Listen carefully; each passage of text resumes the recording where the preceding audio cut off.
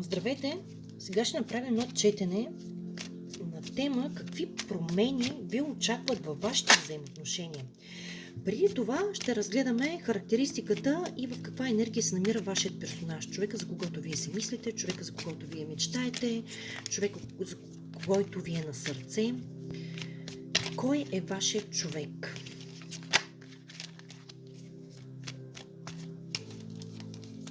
Така.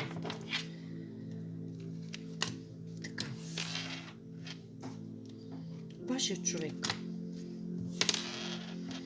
Вашият човек в момента мога да кажа, че е в един период, в който самият той в него са заседнали две неща, които се борят силно в душата му, които не му дават мира, които той не може да намери път и изход, не може да намери, не може да избере кое е правилното нещо за него.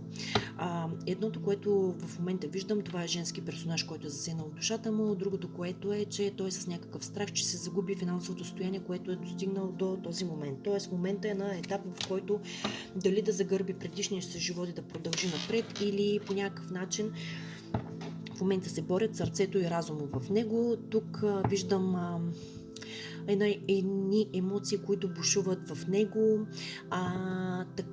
Едни емоции, които бушуват в него.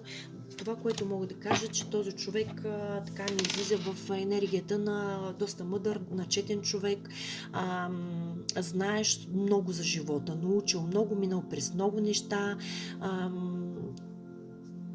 но той е с едно, едно желание дълбоко да тръгне към неговия успех, към неговото случване на нещата. Този човек иска да му се случат нещата, да му се получи, да стигне това хубавото, да стигне до неговото богатство. Защото той в момента се намира в една стагнация, в една енергия, в която виждам, че той е заобграден самия, той се вижда като пред него стоят много пречки, обстоятелства, които го спират, като все едно се чувства в затвор и няма излизане, мърдане. Толкова му е тежко, толкова му е трудно. Не може да продължи напред, защото, както казах, душата му се борят две начала, разума и сърцето. Тук са в битка, в един срещу друг и той не може да избере какво да направи. Тук в момента той е в едно състояние, в което така е взела една позиция, в която той трябва да е леден, студент, безразличен, така да взима много рязко и много твърдо своите си решения, да мисли, да действа с остър ум, да не се подава на емоциите, защото тук виждаме една емоция, която бушува дълбоко в душата, заседнала една женска персона, която обърква, както се казва тук, душата и сърцето му.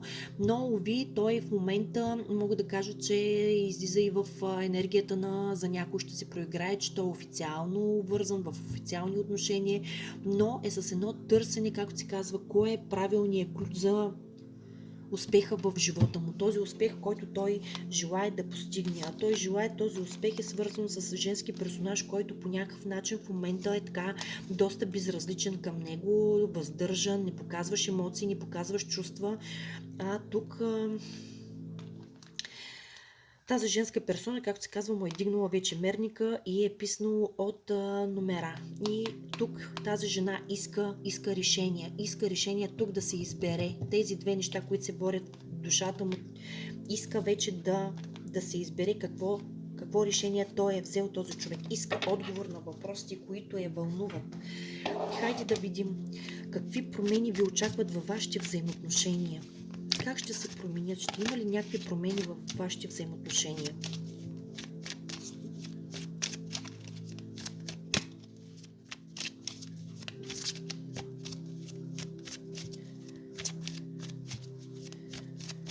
Така.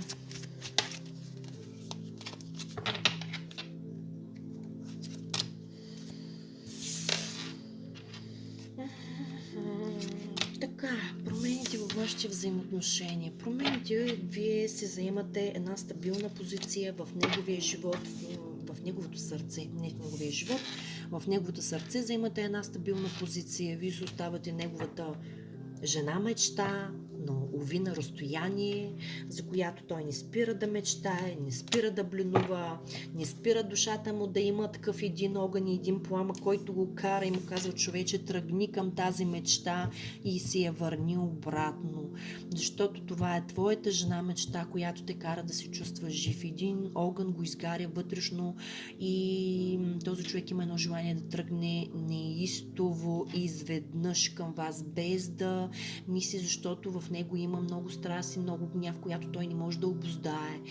Но този човек отново ми излиза в отношенията като официално обвързан мъж и това създава много трудности и много напрежение във вашата ситуация. На него му е много трудно и му е много тежко и мога да кажа, че при вас е настъпил един хлад, едно отчуждение, една бедност във вашите взаимоотношения, защото аз виждам, че вие сте на разстояние от него, но той не спира да мечтае и да мисли за вас. Вие сте неговата мечта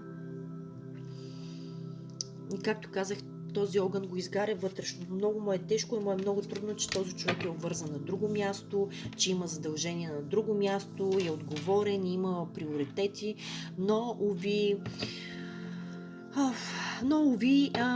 това създава, както казах, много трудности, много му е тежко, много ситуации, много препятствия.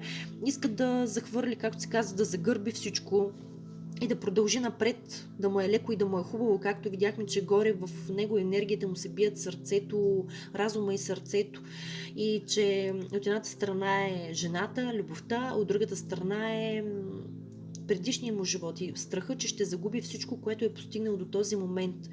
Има една борба между разума и сърцето в него и тази сложност, тази трудност, която създава в тази ситуация, започва да го изнервя, започва да го прави така доста първичен, сприхав. Този човек по никакъв начин, дори на разстояние с вас, той не е спрял да ви наблюдава, да ви мисли, да мечтае за вас. Този човек, вие сте заседнали дълбоко в душата му и той продължава да ви наблюдава, да ви ревнува, да мисли за вас. Тази ревност го побърква този човек. Както казах, в него се събужда едно силно желание да тръгне с един огън в душата, да тръгне към вас, защото той там, където се намира, не се чувства щастлив, но уви, да спират го пречките и обстоятелствата, че той има ангажимент на друго място. В момента това, което прави, работи и се развива, иска да постигне някаква стабилност във вашите взаимоотношения, като развитие напред и промени. Този човек иска тази дистанция, този хлад, който има между вас, тази бедност във вашите взаимоотношения, иска да я скъси по някакъв начин. Тази бедност по някакъв начин да бъде съкратена, да има взаимодействие с вас, да има развитие, да има пълнота, да вървите към пълнота и стабилност във вашите отношения. Защото вие за него си оставяте тази невероятна, загадъчна, елегантна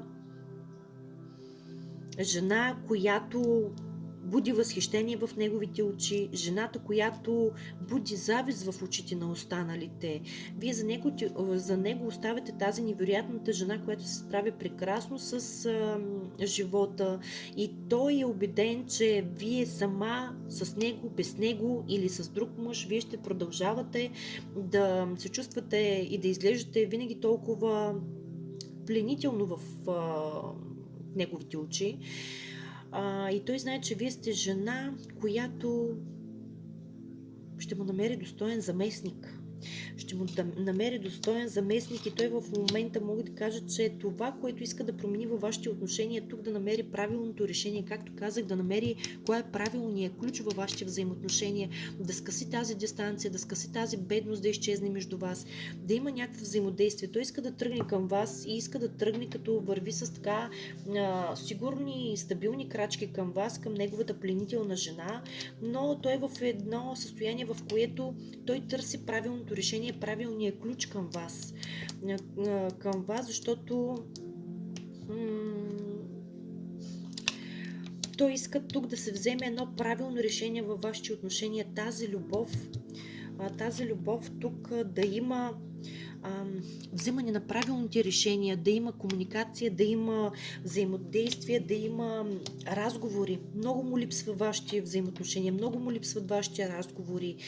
Той иска да ви напише нещо, иска да има разговори, иска да има действие между вас, защото той се е превърнал в един учелник, в един самотник, който бих казал в момента, ако не сте вие, той жадува самота, нищо друго. Не иска компания, не иска хора около него, той иска просто да мисли за нещата около него, които се случват, нещата от живота, и иска да вземе правилното решение за промяна във вашите взаимоотношения, да се скъси тази дистанция между вас, този хлад, който е настъпил, това разстояние, тук всичко, тази трудност, която е настъпила, да изчезне и да се върви към пълнота, към стабилност, към вземането на правилни решения за вашата любов и вашата любов, вашите тук взаимоотношения да вървят към стабилност, към просперитет, към успех. Той иска просто мечтите с вас, които той има, да бъдат осъществени. Т.е. да завършат, тук ми излиза семейната карта, пълнотата, щастието, успеха, както и горе излезе, че той иска да върви към успеха. Този успех, за него този успех сте били вие. Успеха той го свърза с вас, с вашите чувства, с вашите взаимоотношения. Успеха за него са пълнотата и щастието във вашите взаимоотношения. Той тук иска тази трудност и това разстояние, което има между вас, да бъде скъсено и всичко да върви бавно, постепенно към успех, да бъде увенчано, да се вземе едно категорично решение във вашите взаимоотношения, да има разговори, да има комуникация, да има взаимодействие с вас. Защото вие за него сте тази невероятна жена, жената мечта в неговите очи. До скоро от мен!